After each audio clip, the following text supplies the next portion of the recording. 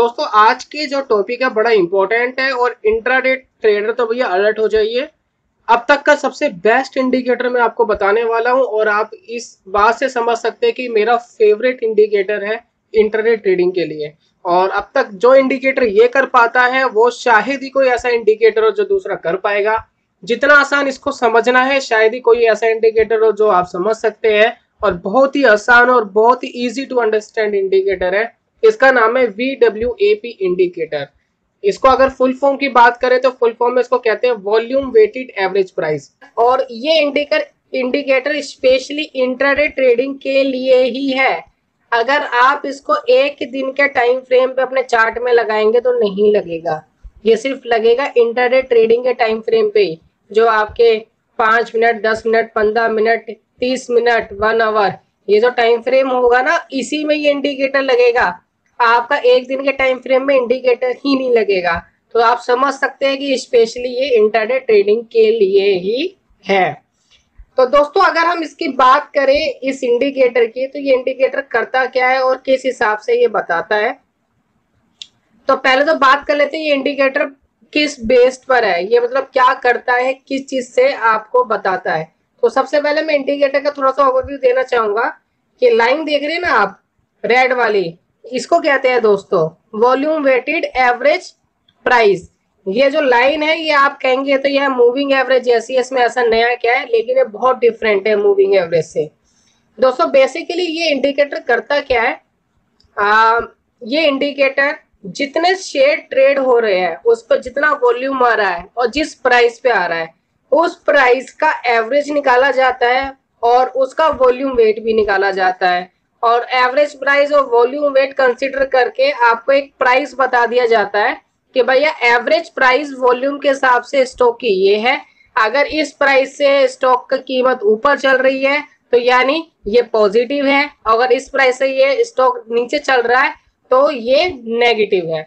तो बेसिकली दोस्तों इसकी जरूरत क्यों पड़ी और इसका जो मेन काम और जो मेन पर्पस है, यानी जो फेयरली पर्पस है, वो क्या है। बेसिकली दोस्तों इसका जो फेयरली पर्पस है वॉलेटिलिटी को कंसर्न करना। किस हिसाब से, आप लोगों को पता है कि म्यूचुअल फंड भी है बाजार में। म्यूचुअल फंड क्या होते हैं, जो सबका पैसा इकट्ठा करते हैं और अपनी समझ से पैसा लगाते हैं और लोगों को रिटर्न देते हैं और अपना बीच में से कमीशन लेते हैं। इसी तरीके से जो संस्थागत निवेशक यानी जो इंस्टीट्यूशन है, बहुत सारे बड़े लोग हैं जो लोगों का पैसा लेते हैं, और म्यूचुअल फंड है या कोई भी ऐसे जो बड़े लोग जो बड़े ट्रेड डालते हैं, बहुत करोड़ों में लाखों में ट्रेड डालते हैं, करोड़ों में ट्रेड डालते हैं, अरबों रुपए में ट्रेड डालते हैं। तो जब भी दोस्तों मान लेते हैं उनमें से एक म्यूचुअल फंड वाला आया कि भैया मुझे तो आज SBI खरीदना है, तो SBI मान लेते हैं 100 रुपए का चल रहा था आज, और वो म्यूचुअल फंड वाले ने डाल दिए लाखों में शेयर परचेजिंग पर डाल दिए, तो क्या होगा SBI का शेयर क्या होगा, एकदम से अप होना स्टार्ट हो जाएगा। यानी इंस्टेंटली अप होगा वो, और इतना अप हो जाएगा कि लोगों को लगेगा ये क्या हो गया। और जैसे उसका ट्रेड खत्म होगा कुछ लोग अपनी प्रॉफिट बुकिंग करना स्टार्ट करेंगे और वहां से वो डाउन होना स्टार्ट होगा। यानी वो क्या होगा कि जो वॉलेटिलिटी है वो एकदम ऊपर और एकदम नीचे हो जाएगी। तो ये इसका इस्तेमाल, इस इंडिकेटर का बेसिकली जो फेयर इस्तेमाल है वो ये लोग करते हैं, म्यूचुअल फंड वाले और जो हमारे संस्थागत निवेशक है, वो ये देखते हैं कि स्टॉक का प्राइस क्या चल रहा है और उसका VWAP यानी वॉल्यूम वेटेड एवरेज प्राइस क्या चल रहा है। जब वॉल्यूम वेटेड एवरेज प्राइस के आसपास कीमत आती है तब वो अपना ट्रेड डालते हैं, लेकिन वो सारे क्वांटिटी नहीं डालते, वो थोड़ी थोड़ी करके क्वांटिटी डालते हैं। वो एक दिन में नहीं खरीदते, वो कई दिन लगाते हैं खरीदने में। और जब वो क्वांटिटी डालते हैं तो वो देखते हैं कि प्राइस कितना अप हुआ। जब वो इतना अप हो जाता है तो वो इससे कंसिडर करने की कोशिश करते हैं कि जब प्राइस और वॉल्यूम वेटेड एवरेज प्राइस जब आपस में मिल जाए यानी आसपास में आ जाए, उसके बाद वो दोबारा ट्रेड डालते हैं। तो इस तरीके से टुकड़ों में वो अपनी क्वांटिटी को डालते हैं और इसको कंसीडर करते रहते हैं कि भैया इससे बहुत ज्यादा गैप अप गैप डाउन नहीं होना चाहिए, यानी वॉल्यूम वेटेड से बहुत ज्यादा डिफरेंस नहीं आना चाहिए, ताकि बाजार में जो कीमतों का उतार चढ़ाव है वो बहुत ज्यादा ना हो जाए और जिससे लोगों को भी परेशानी होगी और ट्रेडरों को भी परेशानी होगी समझने में कि भैया हो क्या रहा है। तो इस वजह से ये इंडिकेटर जो बेसिकली जो फील्ड यूज है वो तो भैया बड़े लोगों के लिए है, लेकिन अब इसके अंदर भैया हमारे इंट्राडे ट्रेडर वाले आ गए कि भैया इसका इस्तेमाल तो हम भी करेंगे, और वो इसका बखूबी इस्तेमाल कर पा रहे हैं। अब जो इंट्राडे ट्रेडर जो हमारे आए, वो भाई लोग कहते हैं कि यार ये तो बहुत अच्छी चीज है, और इससे तो हमें ये भी पता लग जाएगा वॉल्यूम क्या आ रहा है, और वॉल्यूम के साथ साथ हम अच्छा ट्रेड भी ले पाएंगे और जल्दी से ट्रेड हमारा कंप्लीट भी हो जाएगा।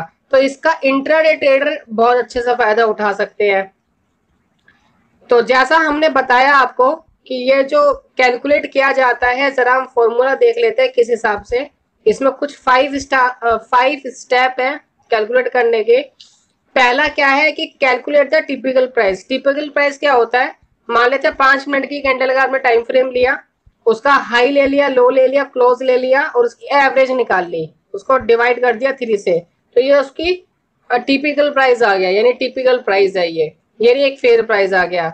उसके बाद जो टिपिकल प्राइस आया उसको वॉल्यूम से मल्टीप्लाई किया जाता है, तो उसे क्यूमुलेटिव टिपिकल प्राइस फिर वॉल्यूम से मल्टीप्लाई किया जाता है। फोर्थ स्टेप जो उसमें आता है वो क्यूमुलेटिव वॉल्यूम का है, और डिवाइडेड बाय क्यूमुलेटिव टोटल, जितना भी टोटल आया उसको डिवाइड कर दिया जाएगा। तो ये 5 स्टेप है, लेकिन खुद कैलकुलेट करने की जरूरत नहीं है, हमारे पास सॉफ्टवेयर है टेक्निकल एनालिसिस के लिए, हम उसमें कंसीडर कर सकते हैं आराम से। तो ये दोस्तों था आपका वॉल्यूम वेटेड एवरेज प्राइस। अब जरा हम बात करते हैं चार्ट के ऊपर कि ये कैसा दिखता है। तो चार्ट में हम देखेंगे ये एसबीआई का हमारे पास है, चार्ट ओपन है, और इसके अंदर हम लगा देंगे वॉल्यूम वेटेड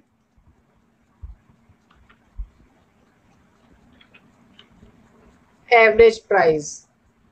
जब दोस्तों हम इसको लगाते हैं तो ये आपको लाल कलर की जो लाइन है ये दिख गई।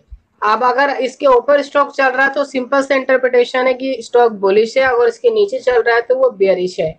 लेकिन अगर आप इसके 30 मिनट को 1 डे की कैंडल पे लगा देंगे तो इससे होगा क्या, ये इंडिकेटर गायब हो गया, यानी ये बना ही नहीं है।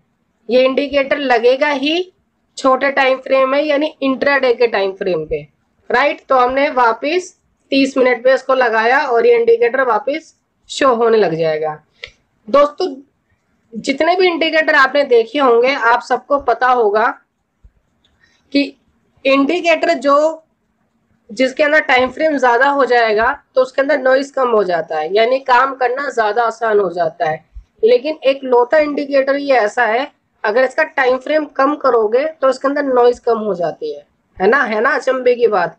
इसके अंदर टाइम फ्रेम कम करना पड़ेगा, क्योंकि तो जो वॉल्यूम आता है वो एक छोटे से टाइम में आता है। भाई किसी ने ट्रेड डाला लाखों का, तो उसको कितना टाइम लगेगा, उसको तो 1 सेकंड लगा, कंप्यूटर में लाख स्टॉक के लिए उसने डाल दिया कि मुझे खरीदने हैं, तो वो जो खेल होगा उसको 2 मिनट का, 4 मिनट, 5 मिनट का खेल होगा। लेकिन अगर आप उसको ज्यादा टाइम फ्रेम में तो उसको एनालाइज करने की कोशिश करोगे, 30 मिनट में, 1 घंटे में एनालाइज करोगे, तो 1 घंटे में तो पूरा गेम ही खत्म हो चुका होगा। जितना उसने खरीदना था खरीद लिया होगा, जो ट्रेड उसका होना था वो हो गया होगा।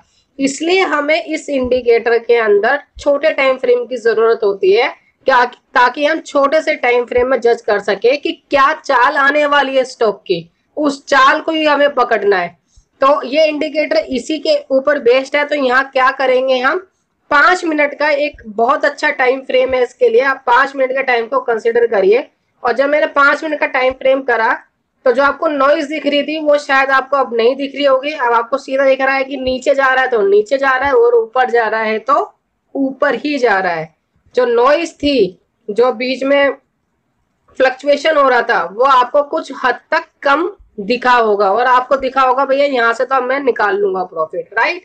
तो यही है चीज, क्योंकि यहाँ वॉल्यूम और जो प्राइस ट्रेड हो रहे हैं उसका एक एवरेज निकाला जा रहा है, और उस एवरेज से आप जो प्राइस चल रहा है लाइव का उसको कंसीडर कर रहे हैं कि वो भैया पॉजिटिव है या नेगेटिव है, यानी वो ऊपर है या नीचे है उससे। तो ये लाइन आपको बता रही है वॉल्यूम वेटेड एवरेज प्राइस, उससे ऊपर स्टॉक चल रहा है तो पॉजिटिव साइन है, उससे नीचे चल रहा है तो नेगेटिव साइन है।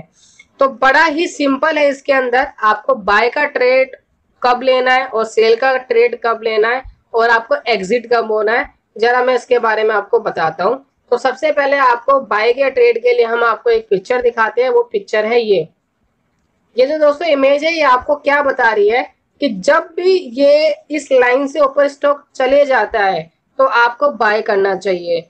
आपको ठीक है बाय तो करना चाहिए, लेकिन इसके अंदर आपको एक कंफर्मेशन चाहिए।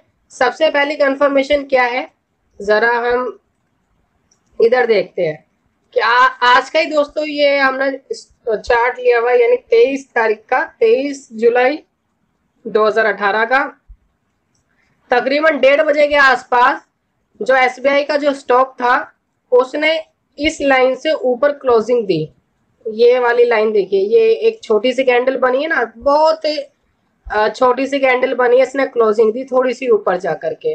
तो जब भी आपको ऐसा कोई सिग्नल मिले कि ऊपर जाकर के क्लोजिंग दी स्टॉक ने, तो यानी स्टॉक ने सस्टेन करने की कोशिश करी। 5 मिनट का कैंडल है, तो जब इस कैंडल को तोड़ती है दूसरी कैंडल, यानी अगली जो कैंडल आई उसने इसका हाई तोड़ दिया, आपको वहां से बाय करना है।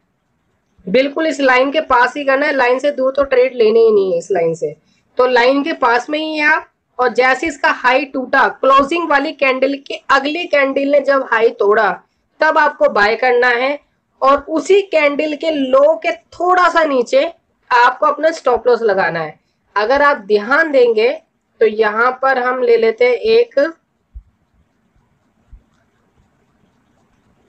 ये ले लेते हैं, और इससे हम जज करेंगे कि भैया कितना रिस्क एंड रिवॉर्ड रेशो मिलेगा। जैसे कि मान लेते हैं आपने जो ट्रिगर करा वो यहां से लिया, और आपका जो स्टॉप लॉस बनेगा वो यहां बनेगा, राइट।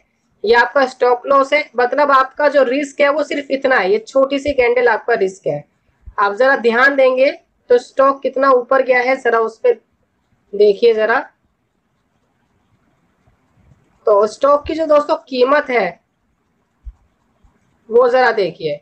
तो रिस्क तो आपका सिर्फ इतनी कैंडल का ही था, और जो स्टॉक का जो प्राइस भागा है वो देखिए कितने हद तक भागा। ये देखिए, ये आपका जो प्योर है, ये प्योर प्रॉफिट आपका यहाँ पर हो सकता था।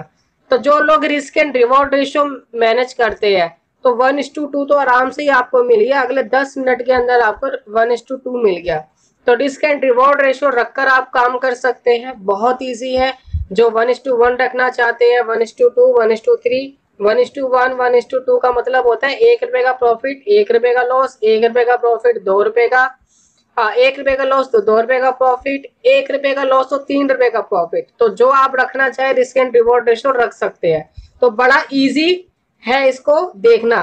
और अगर हम इसमें सेल साइड की बात करें तो सेल साइड की भी देख लेते हैं। ये दोस्तों सेल साइड का है। इसमें जब भी स्टॉक जो है वो इस लाइन को तोड़ के नीचे आए, नीचे आके कैंडल क्लोज करनी चाहिए, क्लोज के बाद उसका लो भी टूटना चाहिए। जब इस तरीके की पोजीशन बनेगी तो स्टॉक के नीचे जाने की संभावना बहुत ज्यादा हो जाती है, जिस तरीके से आपको दिख भी रहा है। तो जरा हम चार्ट में भी देख लेते हैं। ये हम इसको हटाते हैं और ये देखते हैं चार्ट में। जैसे कि ये वाला सिग्नल देखिए, एक सेकंड, कोई बेहतरीन, ये वाला देखिए, ये तो गिर ही रहा है, मतलब जब से ओपन हुआ तब से गिर ही रहा है। ये देखिए, अच्छा जब ये ऊपर था स्टॉक, ऊपर होने के बाद यहाँ पर क्लोजिंग दी, क्लोजिंग देने के बाद लो टूटा, और लो टूटने के बाद स्टॉक फटाफट से नीचे भागा। तो अब भैया एक तो नीचे तो भाग गया, पूरे दिन ही नीचे गया। अब अगले दिन का आप कैसे कंसीडर करोगे? अगले दिन का भी कंसीडर आपको इसी वे में करना है, जब स्टॉक की कीमत यानी जो कैंडल है वो इसके आसपास हो, लाइन के आसपास में हो, और वो क्लोजिंग नीचे ही दे, तो उससे की अगली कैंडल जैसे लो तोड़ दे तो आप ट्रेड ले सकते हैं। क्योंकि भैया ये नीचे ही है ना, ऊपर से तो नीचे आ ही नहीं रहा, क्योंकि कई दिन तक तो नीचे चल रहा है। तो अगले दिन में तो ट्रेड हमें चेक करना है कि मिल रहा है नहीं मिल रहा। तो जब भी इस लाइन के आसपास कोई कैंडल आ जाए और वो कैंडल भी नीचे ही क्लोजिंग दे, तो उसका लो टूटने पे आप अगले दिन का ट्रेड ले सकते हैं, अगर लगातार नीचे ही बना हुआ है, ऊपर से नीचे नहीं आ रहा है, राइट। जैसे कि ये वाली कैंडल आपको मिलेगी, ये वाली कैंडल मिलेगी, ये वाली कैंडल मिलेगी, बिल्कुल पास पास में कैंडल है, नीचे क्लोजिंग दे रही है, लो भी टूट रहा है, और सारे ट्रेड आपके सही जाएंगे। एग्जैक्टली सारे ट्रेड आपके कुछ ना कुछ प्रॉफिट जरूर देकर जाते हैं। ये देखिए अगले दिन भी ऐसा ही हुआ, भाई पूरे दिन नीचे ही है तो ऊपर से तो नीचे आ नहीं रहा, नीचे ही है तो नीचे से भी तो ट्रेड हमें वॉच करना है, तो इस तरीके से आप ट्रेड वॉच कर सकते हैं। तो इजी टू यूज इंडिकेटर है, बहुत कमाल का काम करता है। और रिस्क एंड रिवॉर्ड रेशियो आप अपने हिसाब से मेंटेन कर सकते हैं जो आपके कंफर्ट जोन में आता है। और स्टॉप लॉस कहाँ लगाना है और ट्रेड कब लेना है ये मैंने आपको बता दिया है कि क्लोजिंग अगर ऊपर हो रही है और उसके बाद हाई टूट रहा है तो समझ लीजिए ट्रेंड जो है ऊपर जाने वाला है। क्लोजिंग इस लाइन के नीचे हो रही है और उस कैंडल का लो भी टूट गया है तो नीचे जाने वाला है और स्टॉप लॉस अपोजिट साइड लग जाएगा कैंडल के। दूसरा, आपको इस लाइन के आसपास वाली जो कैंडल है उसी पे ट्रेड लेना है। जो ये कैंडल दूर चली जाए या बीच में गैप आ जाए तो वहां पर ट्रेड बिल्कुल मत लीजिए, राइट। प्लस आप ट्रेलिंग स्टॉप लॉस लगाना चाहते हैं तो लगा सकते हैं, आप ट्रेल कर सकते हैं इस लाइन के ऊपर ऊपर, और जब इस लाइन को तोड़ेगा तब आप बाहर हो सकते हैं। आपकी मर्जी है, एज यू विश, जैसे आप काम करना चाहे, लेकिन ये बेहतरीन काम करता है। छोटे टाइम फ्रेम में अच्छा काम करेगा, 5 मिनट का आइडियल टाइम है, यूज करिए। और हाई वॉल्यूम शेयर में ही यूज करिए, बड़े ब्लू चिप शेयर्स, निफ्टी 50 के शेयर्स, उनमें आप यूज करिए। बीएससी के 30 के स्टॉक्स, उनमें आप यूज कर सकते हैं, अच्छे से वर्क करेगा। तो ये था दोस्तों आज की वीडियो में, जल्दी मिलता हूँ नेक्स्ट वीडियो में एक अच्छे